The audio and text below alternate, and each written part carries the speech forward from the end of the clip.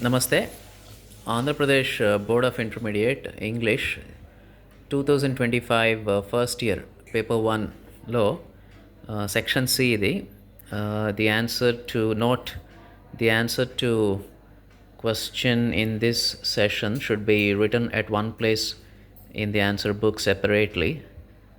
The entire section should be answered in one stretch and not mixed with other sections. అంటే అర్థం ఏంటంటే ఈ section సిలో మీరు రాసేటప్పుడు విద్యార్థి రాసేటప్పుడు మొత్తం సెక్షన్ సి అంతా ఒకే దగ్గర రాయాలి. సెక్షన్ సి రాసేటప్పుడు మధ్యలో సెక్షన్ బి మళ్ళీ సెక్షన్ ఏ ఇలాంటివి రాయడానికి లేదు. సెక్షన్ సి అయిన తర్వాత సెక్షన్ బి రాసుకోవచ్చు, సెక్షన్ బి అయిన తర్వాత సెక్షన్ ఏ, అట్లా ఒక సెక్షన్ అంతా ఒక దగ్గర రాయాలి. మధ్యలో వేరే సెక్షన్ యాడ్ చేయడానికి లేదా రాయడానికి లేదు అనే విషయాన్ని ఈ నోట్ ద్వారా తెలియజేశారు. కేవలం ఇంటర్ ఫస్ట్ ఇయర్కే కాదు, 10th క్లాస్లో కూడా ఏ సెక్షన్కి ఆ సెక్షన్ ఒక దగ్గర రాయాలి అని నోట్ ఇస్తారు, చాలా క్లియర్గా ఇంగ్లీష్లోనే ఇస్తారు. ఇది ఎందుకు దీనికి కారణం ఏంటి అంటే దీనికి కారణం ఏంటంటే ఇవాల్యుయేషన్ అంటే పేపర్ దిద్దే వ్యక్తికి అది దిద్దడం సులభంగా ఉండాలి అంటే ఈ విధంగా ఒక దగ్గర ఉంటే సులభం అవుతుంది. సో ఒక నిమిషం అప్పుడే పూర్తయింది.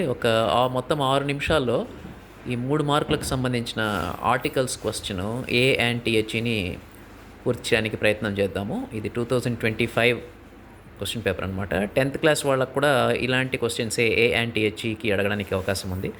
కాబట్టి ఈ వీడియో 10th క్లాస్ వాళ్ళకు కూడా ఉపయోగపడుతుంది, ప్రత్యేకించి 2025లో రాయబోయే వాళ్ళకు, ఆ తర్వాత రాయబోయే వాళ్ళకు. Okay, right. సో మనకు 8లో fill in the blanks with A N or T H E అని ఇచ్చారు. అంటే ఇక్కడ 6 బ్లాంక్స్ ఇచ్చారు, ఏబిసిడిఈ. ఓకే, ప్రతి బ్లాంక్లో కూడా సూట్ అయ్యేటట్టుగా ఏ కానీ యాన్ కానీ టీహెచ్ఈ కానీ రాయాల్సి ఉంటుంది. First 8A, my friends father works for blank dash అనడం నాకు నచ్చదు, సో బ్లాంక్ అంటాను. బ్లాంక్ అంటే ఇక్కడ డాష్ అని మీరు అర్థం చేసుకోవాలి. Okay, so for blank NGO.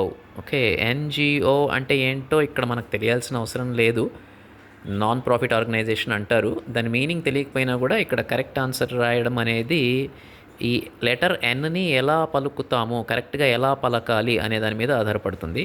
చాలామంది తెలుగు వాళ్ళు ఈ లెటర్ ఎన్ని యముడులో యాలాగా ఎన్ అని పలకాలేమో చైనీస్ కరెన్సీ లాగా అనుకుంటారు. అది తప్పు. కరెక్ట్గా పలకాలంటే ఎలా పలకాలి అంటే ఈఎన్ఎన్ అని పలకాల్సి ఉంటుంది. ఇక్కడ యా సౌండ్ రావాల్సి ఉంటుంది. Okay, fine. కాబట్టి యా సౌండ్ మన తెలుగులో ఏలో ఏ విధంగా అయితే అచ్చు అక్షరము అవుతుందో, అలాగే ఇంగ్లీష్లో కూడా యా అనే సౌండ్, ఇక్కడ అక్షరం మాత్రమే కాదు, ఇక్కడ సౌండ్ చూడాలి. ఇక్కడ యా అనే సౌండ్ వావెల్ సౌండ్ అవుతుందన్నమాట. సో వావెల్ సౌండ్లో వావెల్ సౌండ్కు ముందు ఒక అనే అర్థం రావాలంటే యాన్ వాడాల్సి ఉంటుంది.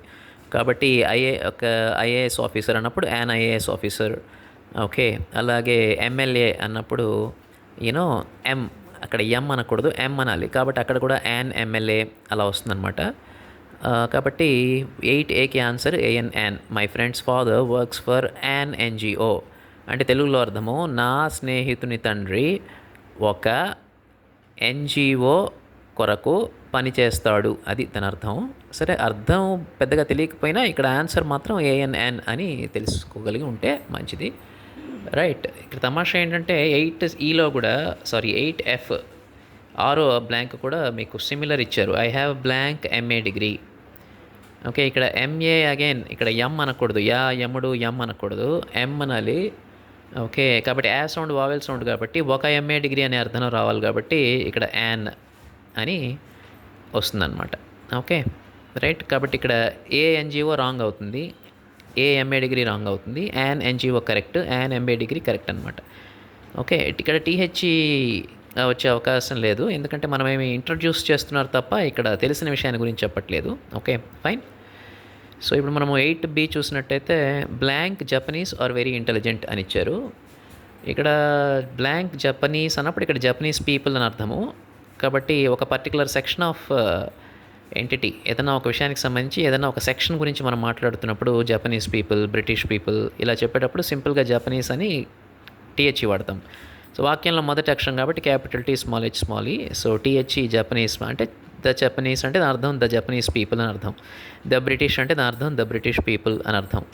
Okay, right. కాబట్టి the Japanese are very intelligent, కాబట్టి కరెక్ట్ ఆన్సర్ ఇక్కడ టీహెచ్ఈ అవుతుంది. కాబట్టి 8A A N N, 8B T H E the or whatever T H E. Okay, 8F ANN ఇవి ఆన్సర్స్. తర్వాత ఆల్రెడీ 5 minutes కంప్లీట్ అయినాయి. సో త్వరగా మనము 8CDE కంప్లీట్ చేద్దాము. 8C blank man who is in white pyjamas is my uncle అన్నారు. కాబట్టి యాక్చువల్గా 3 minutes క్రాస్ అయిపోయింది కాబట్టి మనము ఫోన్ని కూడా ఇలా ఉంచవచ్చు. ఫోన్ ఇలా ఉంచితే మీకు ఇంకా నీట్గా కనబడుతుంది. రైట్. సో సిలో ఏమన్నారు? The man who is in white pyjamas is my uncle. Right. ఏదైనా ఒక మ్యాన్ని మనం ఇంట్రడ్యూస్ చేస్తున్నట్టయితే ఏ వాడచ్చు. ఏ మ్యాన్లో మా కాన్సనెంట్ సౌండ్ కాబట్టి ఏ మ్యాన్ అనొచ్చు. కాకపోతే ఇక్కడ అంటే హూ ఈజ్ ఇన్ వైట్ పిజామాస్ అంటున్నాము. అంటే ఒక ప్రత్యేకమైన వ్యక్తి ఎవరైతే వైట్ పిజామాలో ఉన్నారో అతను మా అంకుల్ అంటున్నాను కాబట్టి ఇక్కడ ద మ్యాన్ అని వస్తుంది అనమాట. ఓకే, తర్వాత 8D I told him blank 1000 times not to repeat the mistake. అంటే మిస్టేక్ రిపీట్ చేయొద్దని ఒక 1000 సార్లు చెప్పాను అని. Okay, right. ఇక్కడ 1000 times థా అనేది కాన్సనెంట్ సౌండే, వావెల్ సౌండ్ కాదు. కాబట్టి 1 అనే అర్థంలో 1000 times. Okay, right. అలాగే 8E blank AP government has successfully connected both the rivers. Okay, రివర్స్కి దా వాడతాము కానీ అది బ్లాంక్గా ఇవ్వలేదు. బ్లాంక్ ఏపీ గవర్నమెంట్ అన్నారు కాబట్టి ఇక్కడ ప్రత్యేకత స్పెషాలిటీ ఆపాదించడానికి ద ఏపీ గవర్నమెంట్ అంటాము. Okay, right. Thank you.